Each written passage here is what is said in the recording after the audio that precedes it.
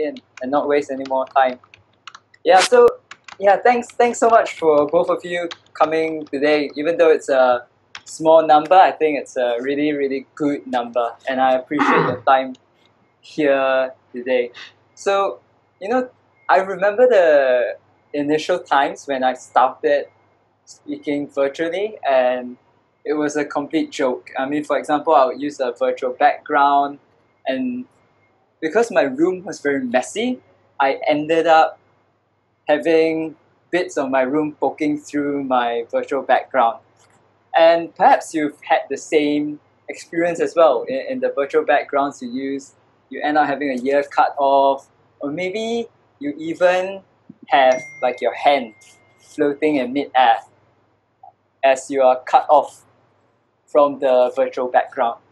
And we can laugh at this, but the reality is that speaking online is actually very, very difficult. And I think when we first acknowledge that, then we start learning how we can do better online. I think the second thing, as Michael mentioned just now, is that it's very hard to know whether your audience is actually engaged with what you are saying online.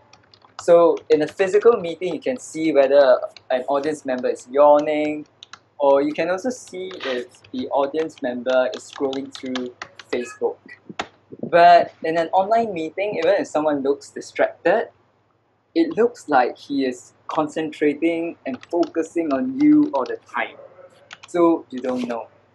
Well, so what are the 3 principles that can help you to do better online? I think the first principle is to speak as if you were speaking to just one person.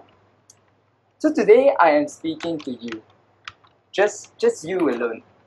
And I want to invite you to just put away your handphone, your internet browser, your other websites that you might be distracted with. And I just want to invite you to just spend this time today so that I can share with you some secrets to speaking online that might help you in your own personal journey as well. So you see, in this example, I've used the principle of speaking to one person. Very often in an online meeting, we try and make ourselves look like we're speaking to everyone. But the truth is that in an online meeting, because there's no one around you, you want to make sure that the audience or the person you're speaking to is included within the meeting. So this is done when you speak specifically to one person. So you might ask me, okay, John, so how do I do this?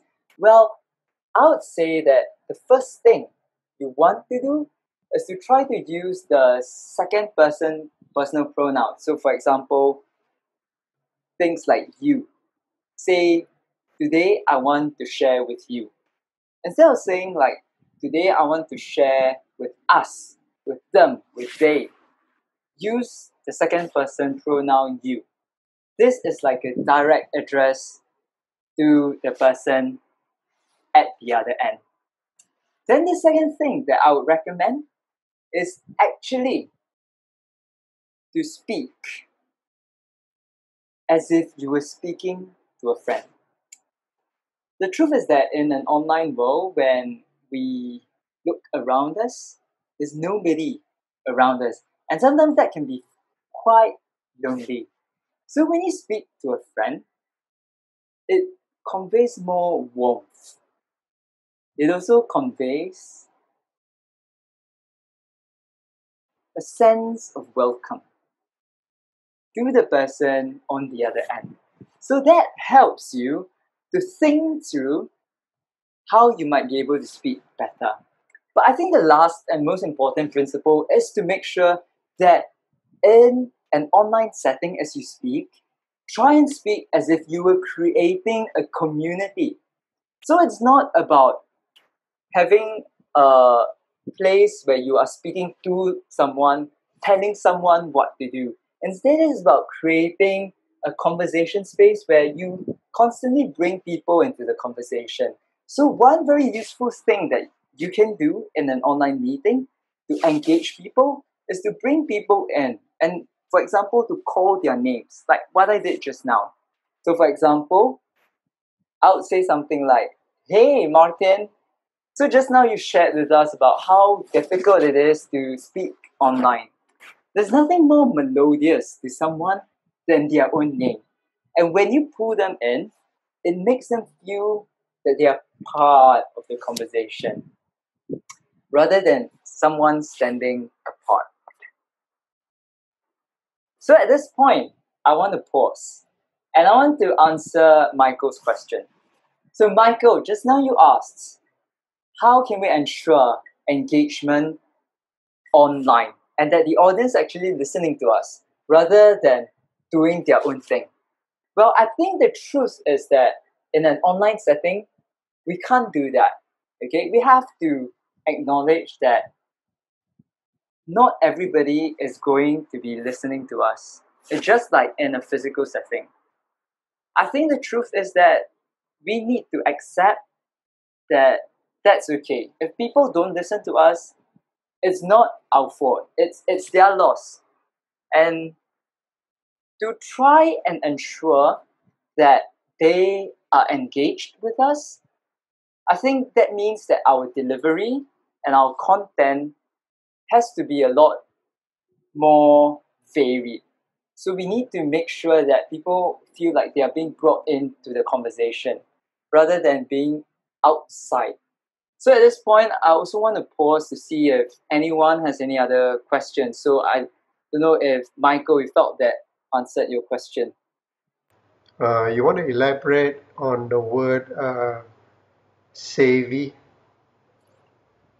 Say that by again. say, uh, would you like to elaborate on savvy because you said delivery plus content Yeah, uh, should be more savvy.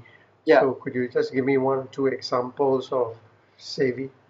yeah, sure. So actually, later I'll cover a bit more about how we can make our delivery and content a bit more attractive for the audience so that they are actually engaged. But I think when we think about our content, one important thing is to make sure that it is actually broken down into more bite-sized chunks. So, for example, in a usual presentation of 10 minutes in a physical setting, we would just speak and then we would be able to engage, maybe to touch the audience, maybe to even build trust and rapport with them. But in an online setting, when you're not directly in front of the person, that makes it a lot more difficult. So I hope that answers the question, and later I'll talk a bit more about that. Is that okay, Michael? Okay, sure. Okay, so right now I just want to go on to the technical aspects of speaking. So a lot of people ask, okay, how should I speak in front of a camera? How do I look at the camera and the screen at the same time? And then people ask, okay, should I use a virtual background or should I use something else? People also ask, okay, do I need to buy a webcam? Do I need to buy an audio microphone? Well, I think all these are great questions. Regarding the equipment, my advice to you is that it's not about what you use, but it's about how you use them. So it's not about what you use, it's about how you use them. Many people make the mistake of thinking that because I've bought a fancy webcam, I can speak better. But that's not necessarily the case. It's actually about how you use them. My advice to you is to get really comfortable at using the computer that you have and to make things as simple as possible so that as much as possible you're not distracted by the technical challenges that's in front of you. Okay. People then ask, okay, should I use a virtual background? My advice then is don't use a virtual background because more often than not, it can be very distracting. Unless you're trying to convey your brand, a virtual background sometimes can be technically challenging because if you don't have a green screen, things like your arm, your ear, your hair can end up getting cut off. And the last thing you want to happen is to be embarrassed online. So my advice is that unless you feel that you need to convey your brand, then just have a plain wall behind you instead of using a virtual background. Let's now look at how we can position our webcam. Having your webcam at the height of your forehead rather than at your eye level ensures that your hair is not actually cut off. So when you speak, you want to make sure that you are looking directly into the webcam. So, for example, many people have been asking how you look at the webcam and the screen at the same time. I think one suggestion is that you do not. Do not look at both the screen and the webcam at the same time.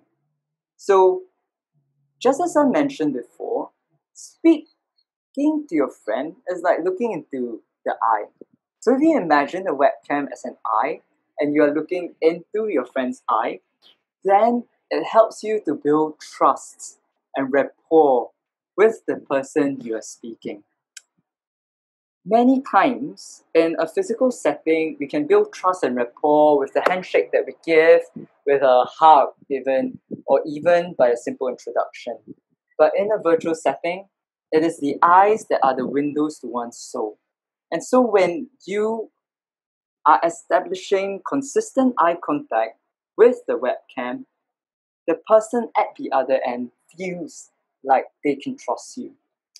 Another reason why you shouldn't try to look at both the screen and the webcam at the same time is because this looks very dishonest. When you're constantly shifting your eye level, it makes you look like a thief. So one thing I always do that might help for you is that I switch off my screen display so that I'm not distracted. You might think, okay, John, that sounds really crazy. How do you actually take note of what the audience is thinking or reacting to what you say? You know, the truth is that sometimes that doesn't really matter for you because if you look at someone yawning, you might lose your confidence. But when you learn to tune out such distractions and just focus on the webcam, then you have a lot more confidence in what you are saying. I just want to go quickly to the delivery aspect. So as Michael mentioned just now, he would like more information about how we can deliver better. So I believe that it's about our vocal variety. So changing our volume, our pacing, our pitch helps us to do better, to engage. So if you have heard Fly Me to the Moon, the singer didn't sing like this. Fly me to the moon and let me play. Instead, he sang like this. Fly me to the moon and let me play among the stars. I hope you like that, Martin, and sorry for letting you listen to my horrible singing. But here you see that when you shift your pitch, your volume, your pace, it helps to convey more vocal variety. On a screen, your frame is a lot more limited, so your gestures might not be as effective as the vocal variety that you bring. So it's important that you constantly vary your vocals so that you can convey the excitement that's in your message. Let's go now to the last part, to the content. Let's say you have a 10-minute presentation to give. In an online setting, you want to chunk it up and you want to split it up into variable segments so that there are pattern breaks in between. You know, our mind is hardwired for unpredictability. We love unpredictability. That's why we love a Facebook newsfeed, because every time we scroll down, we see something new.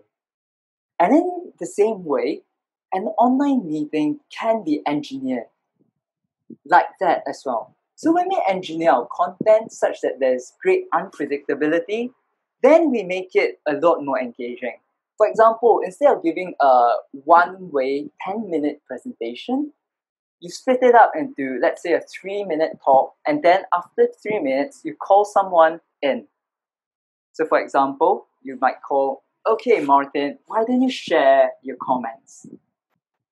And then after another 2 minutes of sharing, you might invite questions from the floor.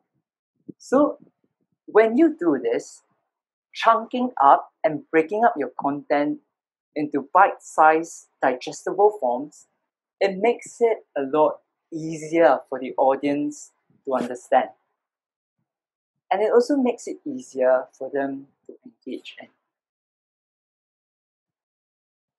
So chunking up, simplifying, and making your content delivery more unpredictable actually makes it more engaging.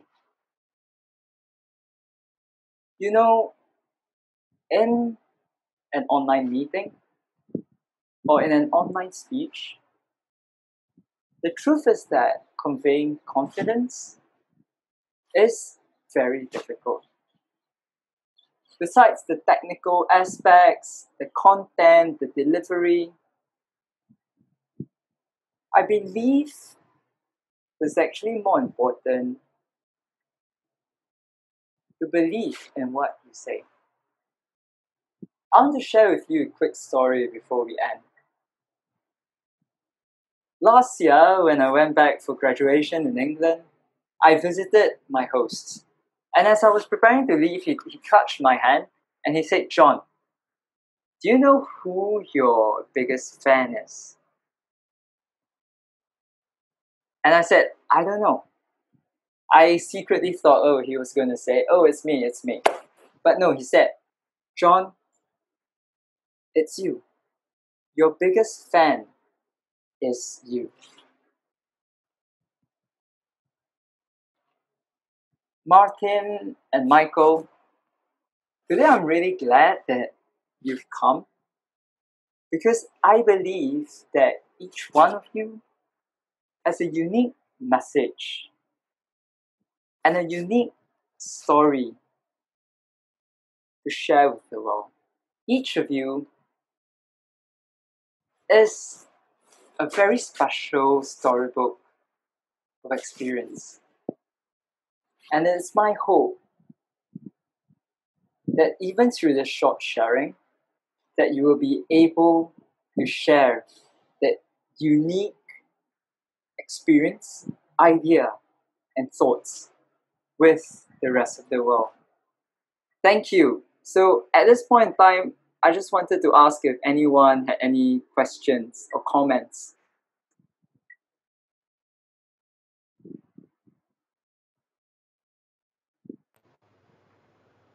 There could be there could be go ahead, plenty Martin. of questions.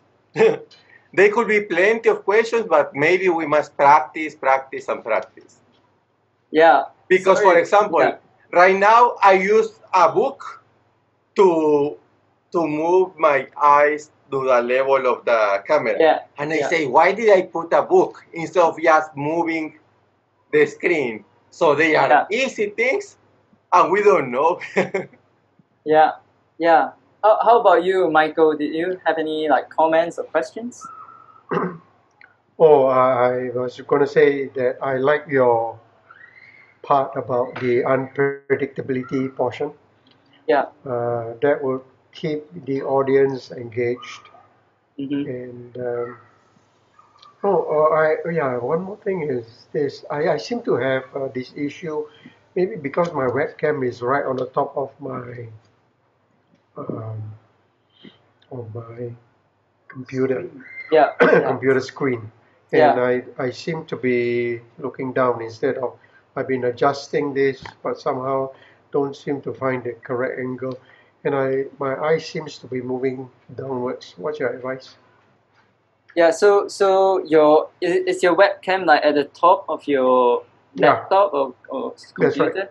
Okay, Computer. okay. I'm using a PC, Mm-hmm. and but my PC screen does not have a embedded camera, so I'm using a webcam that is mounted on the top of the screen. Yeah, sure. So I've been adjusting like crazy, but somehow, uh, after so many adjustments, I still find that, hey, see, like right now, maybe as I'm looking at you guys, Yeah. my eyes don't seem to connect with the audience. Mm. Yeah, so I think that's a very, very difficult thing to do, to look at both the screen and the webcam at the same time.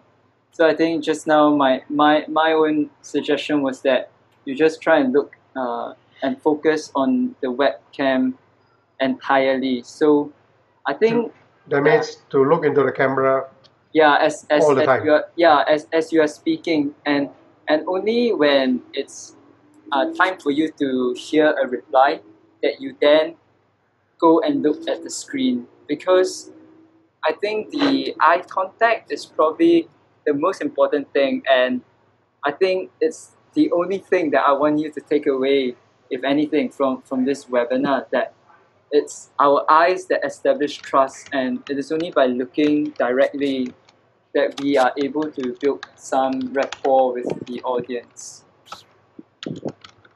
Okay, and now let me just do a quick try. So I'm looking into the webcam camera Yeah, now, yeah, and I'm asking you a question. yeah. So am I connecting with you now? Yeah, I feel like you are connecting a lot better, because when your eyes was on the screen just now, that there was no eye contact, and it felt like I was talking to the side of your face. Does that make sense? Yep. Correct. Yeah, So, all right. So now, so what you're saying is this: when I am speaking, I yeah. look into the webcam camera. Yeah, Then yeah, when I'm listening to your response, I look into my computer screen. yeah. That would be my Is that right? advice. Yeah, that would be my advice. Yes. Okay, got it.